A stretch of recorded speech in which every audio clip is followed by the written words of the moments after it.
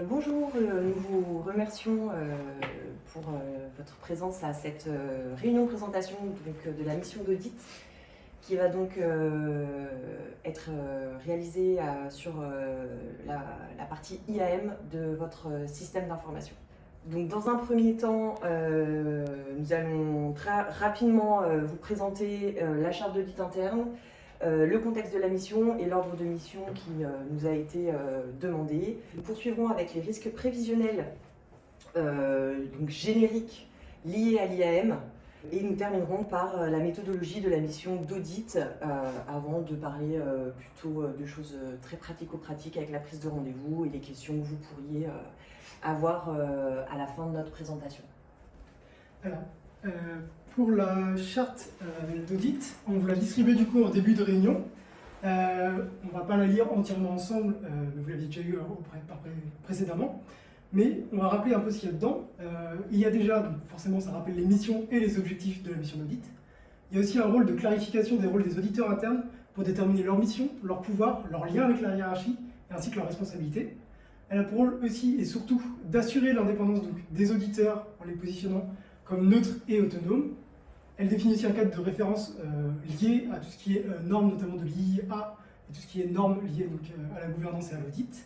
Elle renforce la transparence de la démarche d'audit afin d'assurer de la valeur ajoutée de celle-ci. Et elle contient aussi donc, la déclaration d'engagement de la part de l'instance de gouvernance de l'entreprise pour assurer que la fonction d'audit ait bien les droits nécessaires et l'autorité suffisante. Il faut rappeler que dans le rapport d'audit qu'on avait fait donc en 2023, le rapport qu'on avait intitulé Gouvernance des données de Pyroprestige, on avait relevé que l'IAM connaissait des faiblesses en matière de sécurité et de conformité des données. Le rapport d'audit avait notamment mis le doigt sur l'absence rigoureuse sur les accès des données.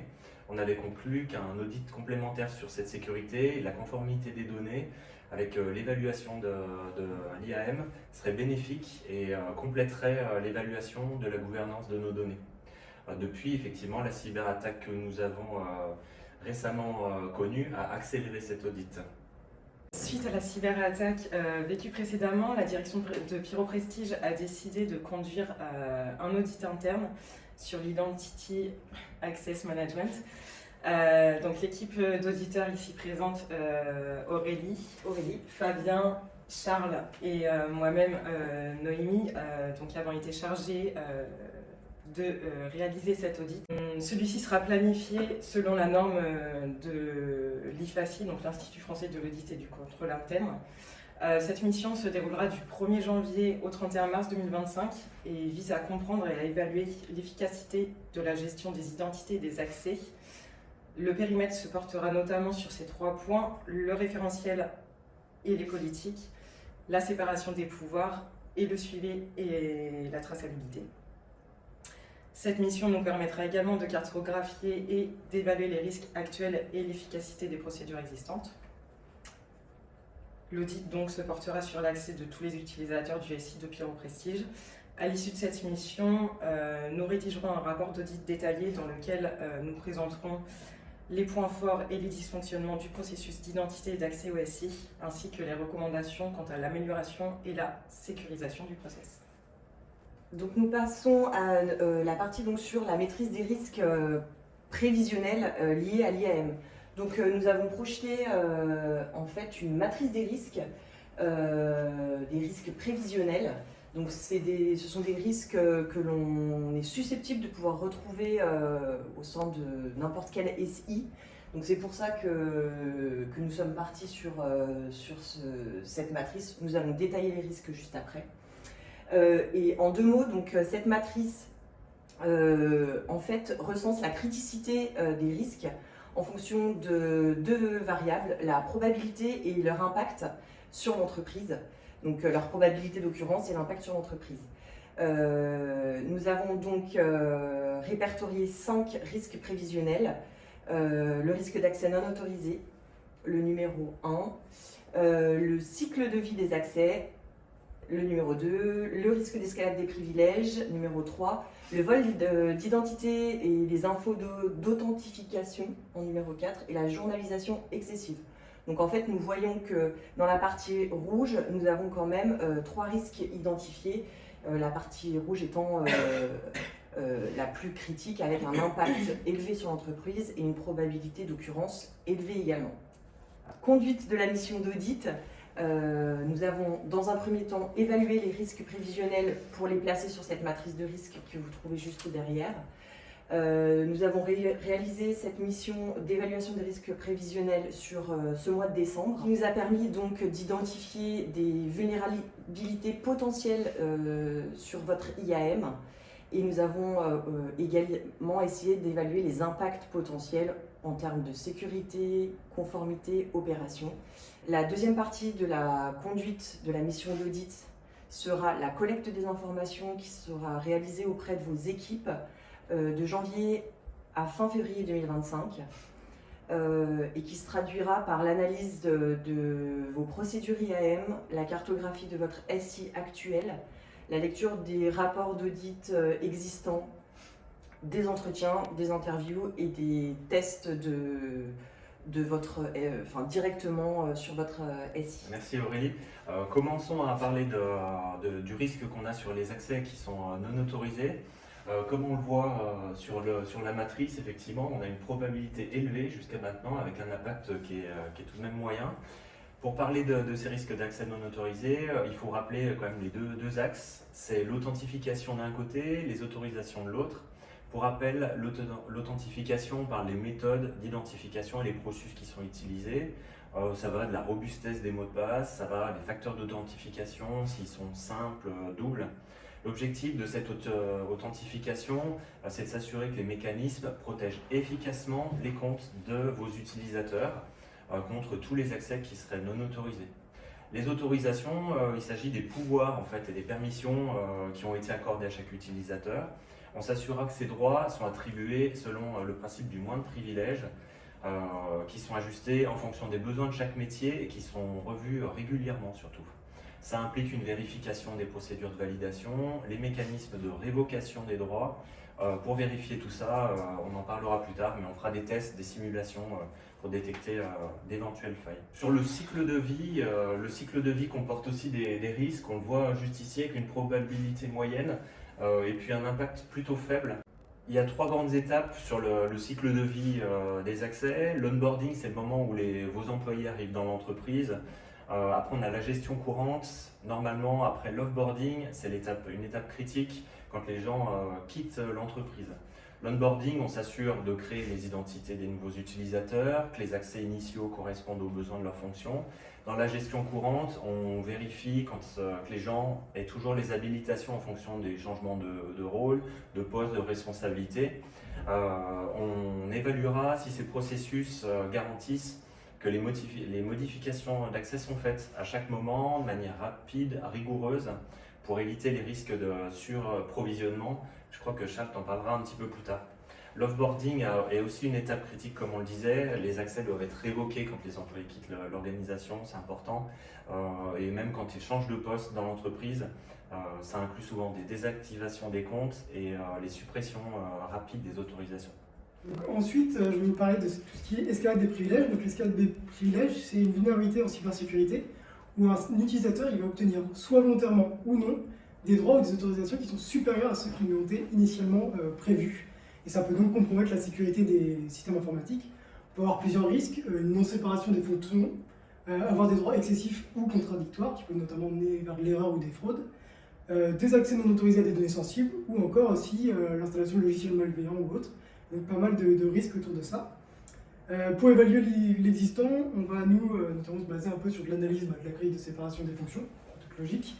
On va revoir aussi un peu les politiques de gestion des accès et de la sécurité. On va essayer d'identifier tout ce qui est permission héritée, donc notamment quelqu'un qui va changer de poste, qui va évoluer de fonction. Et on va aussi évaluer tout ce qui est tout ce qu'on appelle les groupes imbriqués, c'est-à-dire qu'une personne peut avoir une fonction qui lui ouvre des droits, mais aussi faire partie d'un groupe d'utilisateurs qui lui ouvre d'autres droits. Et des fois, le cumul de ça peut faire qu'on obtient trop de droits indirectement. Et enfin, tout ce qui est aussi, on va faire une revue des comptes à privilèges, donc les comptes qui ont vraiment accès aux données très critiques, et une revue un peu de tous les rôles et permissions au sein de l'entreprise. Et en termes de tests, les tests, on les définira plus tard, une fois qu'on aura fait toutes ces évaluations, mais plusieurs tests peuvent survenir derrière. Ça peut être de vulnérabilité sur le système d'exploitation, tester des permissions qui sont incorrectes, des problèmes de configuration sur le service ou application, ou encore aussi simuler des attaques pour tenter de créer des escalades de privilèges au sein de l'entreprise.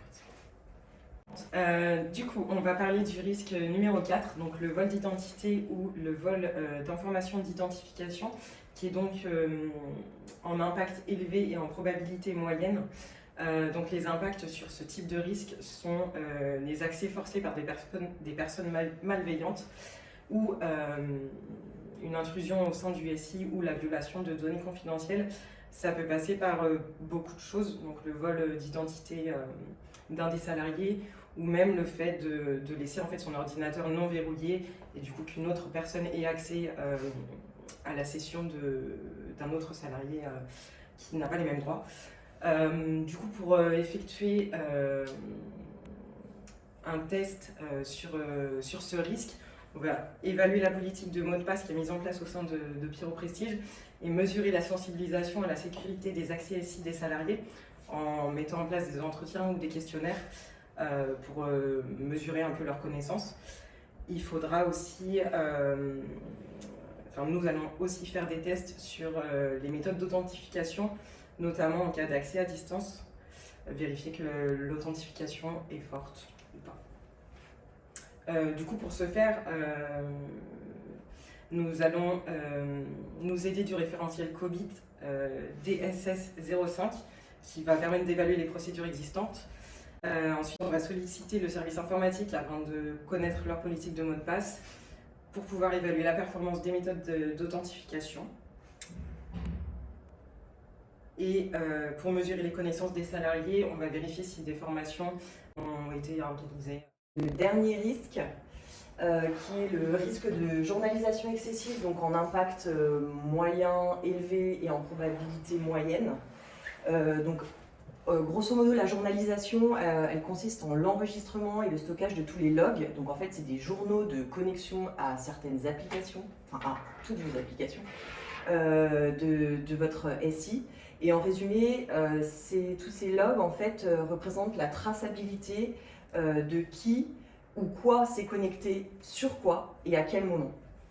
Donc le risque qu'il y a derrière la journalisation, c'est qu'il y ait une journalisation qui soit excessive, par exemple avec des données confidentielles qui pourraient être propres aux salariés et qui pourraient se retrouver dans ces journaux d'enregistrement. Donc on a un risque d'intrusion dans la vie privée des salariés et de sanctions légales parce que détention des données personnelles et confidentielles. L'impact, donc on rentre ici dans la violation des données confidentielles des salariés, une perte de confiance de leur part et des sanctions financières en termes de non-respect du RGPD vis-à-vis de Pyro Prestige. Donc les tests seront plutôt réalisés directement sur les logs, donc les journaux, sur la base d'une intelligence artificielle qui viendra chercher en fait si les données recensées et enregistrées sont confidentielles, jugées confidentielles ou non, et nous procéderons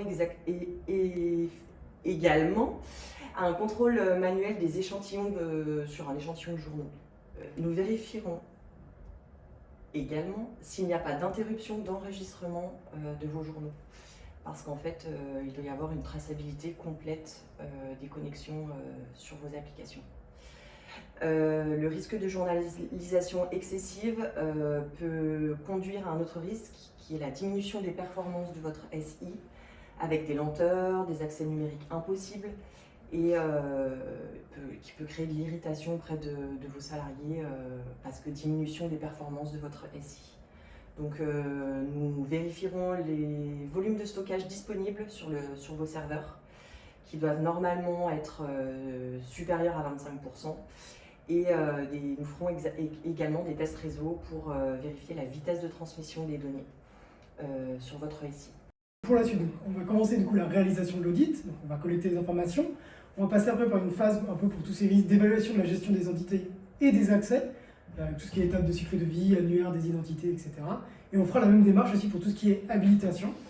Et une fois toute cette analyse donc des process, des sécurités, des gestions, des accès, on fera la mise en place de tous les tests techniques qu'on a évoqués pour vérifier et trouver des preuves de failles dans le système pour pouvoir faire des recommandations. Et ça viendra donc ensuite une phase de communication où on fera déjà une clôture de l'audit pour valider nos observations auprès de vous. Puis une phase de rédaction du rapport final d'audit qu'on vous délivrera ensuite, du coup fin mars, avec les recommandations et la liste des points forts et points faibles de l'entreprise. Voilà pour ce qui est de la présentation de la démarche d'audit. Actuellement, on va passer à vos questions et on va aussi passer à la phase de réponse à vos questions, mais aussi de prise de rendez-vous pour tous les entretiens que nous avons besoin pour la suite. Du coup, nous vous remercions pour votre attention et nous espérons que cet audit vous apportera les recommandations dont vous avez besoin. On espère également que vos équipes seront disponibles et prêtes à nous fournir les éléments dont on aura besoin pour effectuer cet audit dans les meilleures conditions. Merci à vous. Merci. Merci.